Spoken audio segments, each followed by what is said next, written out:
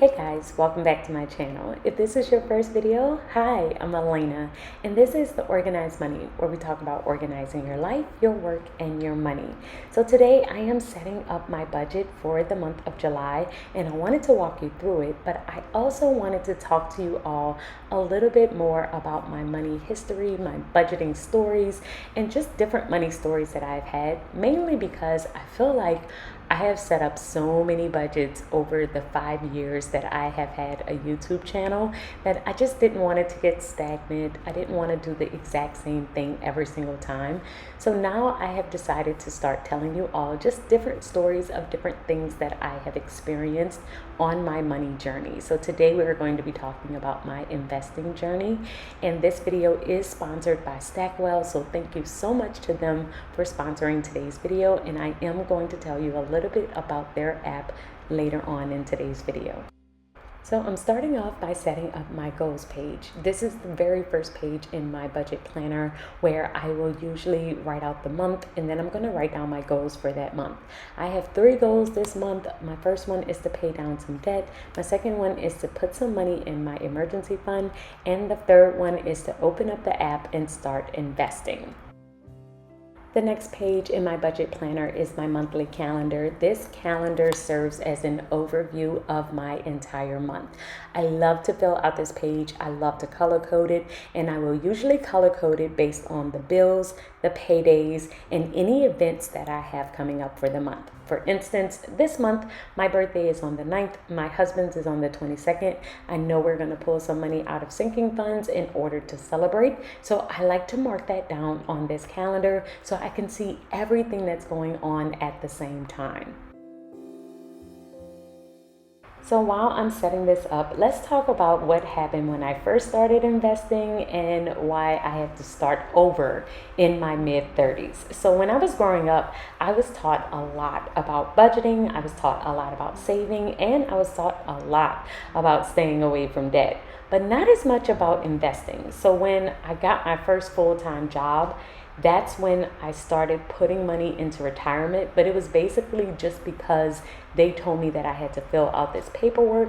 They told me that I needed to set money aside for my 401k, but I really did not understand what that meant.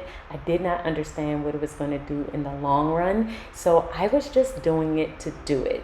And this is one of the reasons I believe we need to understand why we are doing something. Because I did not understand why I was investing, I ended up pulling out all of the money right after we had our first baby. And I didn't know it was going to hurt me during tax season. I didn't know that it was going to hurt my retirement. I didn't even realize the implications it was going to have on me trying to fund my future. I was only thinking about right now. And so I didn't even start investing again until about 5 years later. And I know it's never too late to start, but man, I was so upset once I realized how much of an effect that time had on me and how much more I could have had if I would have started sooner.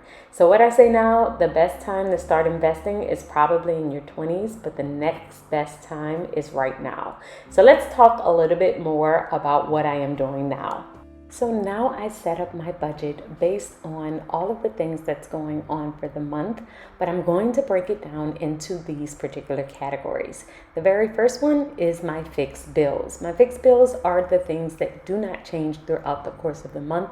So I'm going to add all of them into the bills section. And then I do have a couple of more bills than the spaces that I have in my budget planner. So I usually will just keep going and add the rest of them within the variable section of my budget planner. So with my variable section, that's things like grocery shopping, entertainment, beauty, anything else that I could possibly think of, the events, my birthday is coming up. So just all of those additional expenses that I have, I will add those in there. And then I'm going to look at how much am I going to save this month? How much debt am I going to pay off? And then how much money is going to be set aside in my investing app. I like to write it on here, even though we're going to set it up as a recurring expense, because I don't want to have to remember to do this every single month. I just like to check it off in my budget planner and know that it is already taken care of. So let's talk a little bit about the Stackwell app and why I decided to partner with them. I started investing again around my 35th birthday. And this is because I started to realize what type of investor I was and how I needed this to work for me. I knew I was a passive investor, which means that I wanted to put my money in this account and let it do its own thing. I don't want to have to check in on it. I don't want to have to look at the news and see how the market is moving. It is all about my peace. I also wanted it to be really easy, and Stackwell does have auto withdrawals that can come directly out of my bank account every single month, and so I can set it and forget it. And so that was definitely a plus for me. And the third thing is I wanted it to be an amount that I knew I could manage. Because I am currently still paying off debt and I still have other goals that I am trying to achieve, I decided to set this amount to $50 a month while I pay off my credit card debt. And then after I pay off my credit card debt, I will increase it.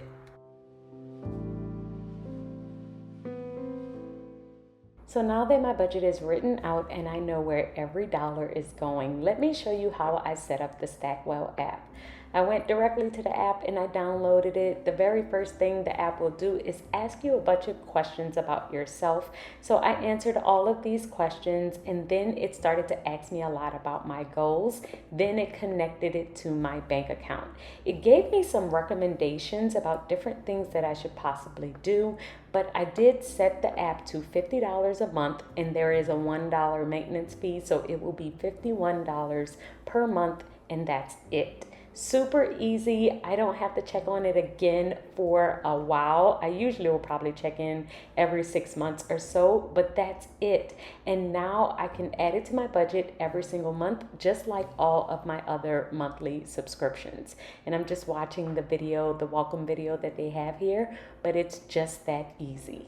So if you would like to try Stackwell, I will leave the link in my description box. Y'all, please try it. I really think that it will help you on your investing journey. And let me know in the comments if y'all have any additional money stories that y'all would like to hear. We could talk about how I got into debt or anything else. Let me know what y'all want to hear, and I will see you all in my next video. Until then, keep organizing your life so that you can achieve your dreams. Bye, guys.